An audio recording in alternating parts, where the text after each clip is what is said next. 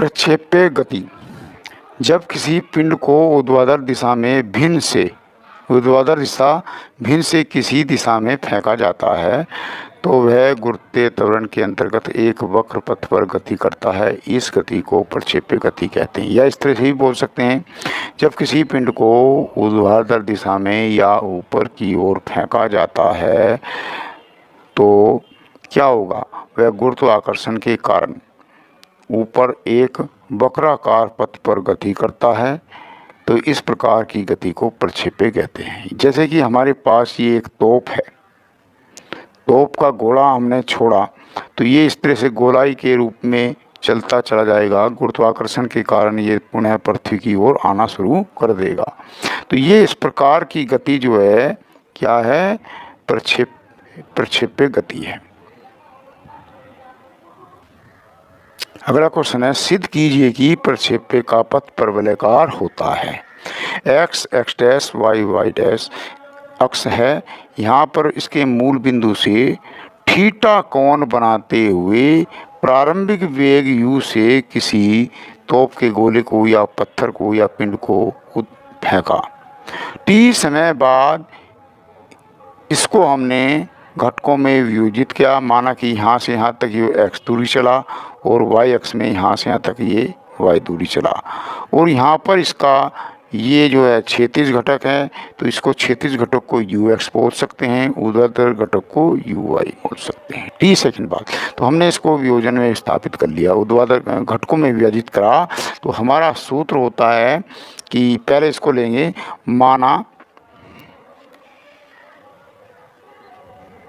माना कोई पिंड क्षैतिज से थीटा कोण पर u वेग से प्रेक्षित किया जाता है तो चित्र के अनुसार क्षैतिज घटक ux कोस थीटा, ऊर्ध्वाधर घटक uy कोस थीटा है।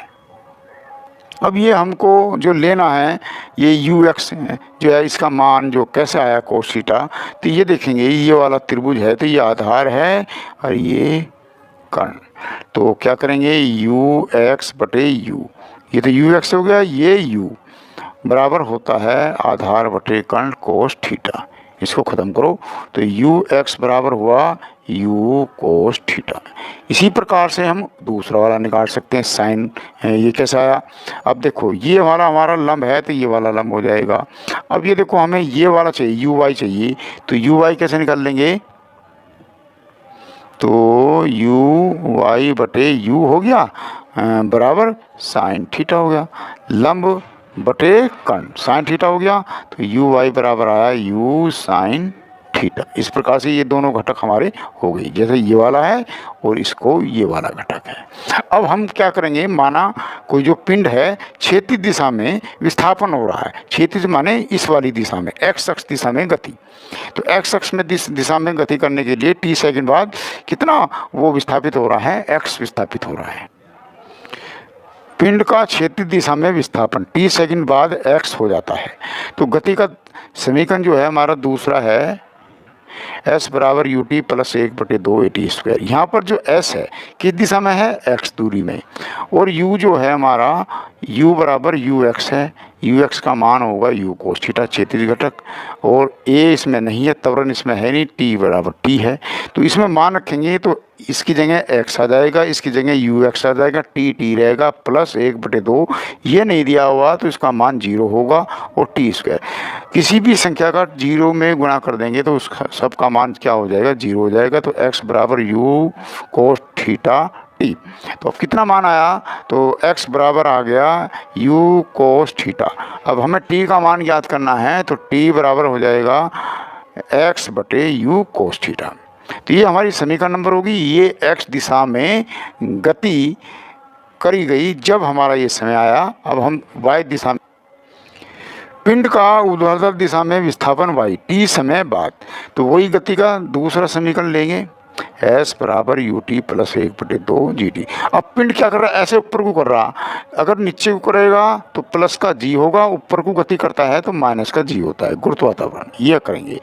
अब देखो यहाँ पर जो s है वो y है, और u y जो है यहाँ पर u है, y दिशा में चल रहा है तो u y हो जाएगा, u साइन थीटा हो जाएगा, t बराबर t होगा, a y का मान g कितना होगा, g माइनस जी होगा, ऊपर की ओर गति कर रहे हैं तो अब इसमें मान रख लेंगे। तो s बराबर u y t plus 1/2 minus T square मान जी टी। अब इसमें रखेंगे y का, s का मान y हो गया, u का मान होगा u साइन थीटा, t है माइनस 1/2 जी टी स्क्वायर। अब हमारी ये समीकरण जो बनी है इसमें यहाँ पर t और ये वाला जो t है उस t का मान समीकरण नंबर 1 से ले लेंगे। समीकरण नंबर 1 क्या है, t बराबर x बटे यू कोस थीटा, समीकरण नंबर 1 में सिद्ध करा था हमने अभी। तो अब ये टी का मान हमने जहाँ जहाँ ये है वहाँ वहाँ रख दिया हमने, यहाँ पर रखा।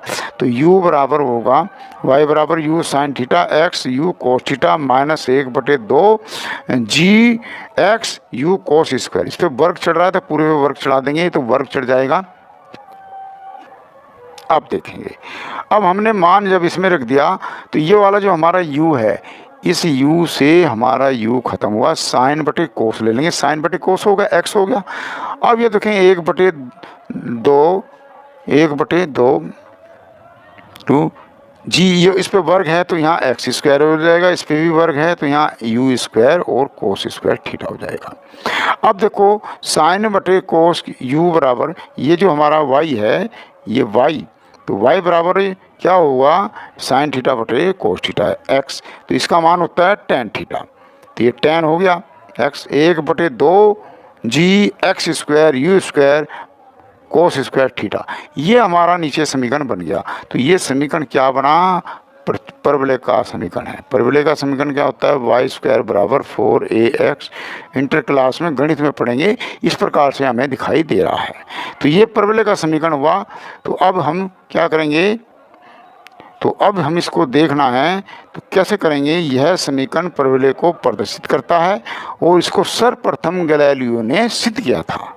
इसको याद करेंगे कि प्रक्षेप्य का पथ परवलयाकार होता है और इसको सर्वप्रथम किसने सिद्ध किया, गैलीलियो ने।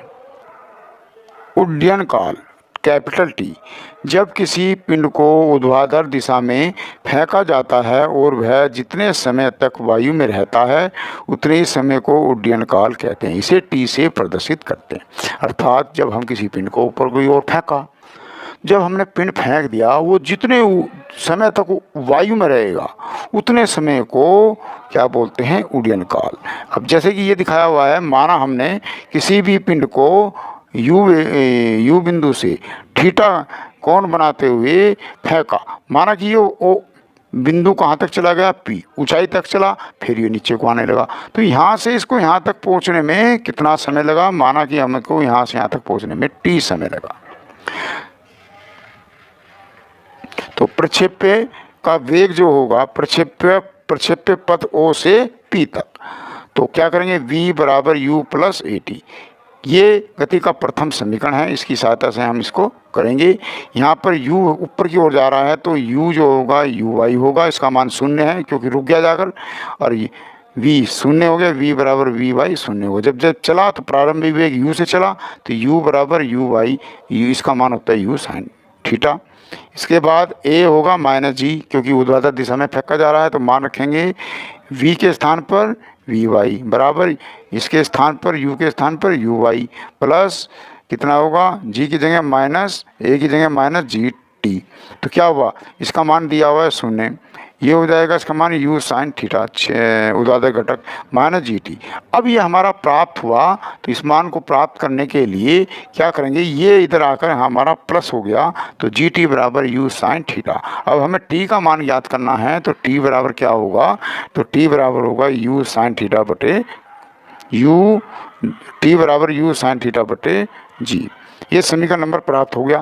अब जितना ये उतना ही समय P से A तक आने में लगेगा, जितना P तक समय में लगा, जैसे कि अब चित्र में देखते हैं। देखो O से P तक हमें T लगा और इतना ही समय P से A तक में भी T लगा, तो दोनों को जोड़ेंगे तो एक T और एक T 2T हो जाएगा। तो अतः उड्डयन काल कितना होगा, टी बराबर 2 गुना स्मॉल टी, अर्थात टी का मान हम यहाँ क्या रखेंगे, ऊपर से ये वाला मान समीकरण नंबर 1 से यहाँ पर रख देंगे।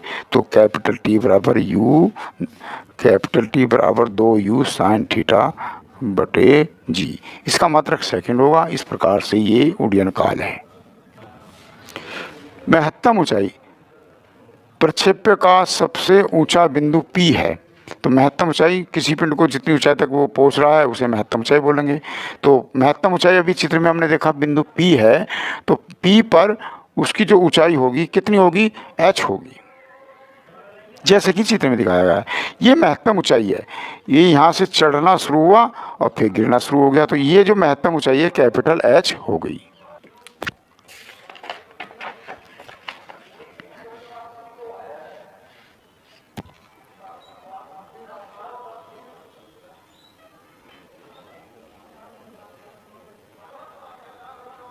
देखो गुना नहीं करेंगे, तो ये इसे इधर ले आए।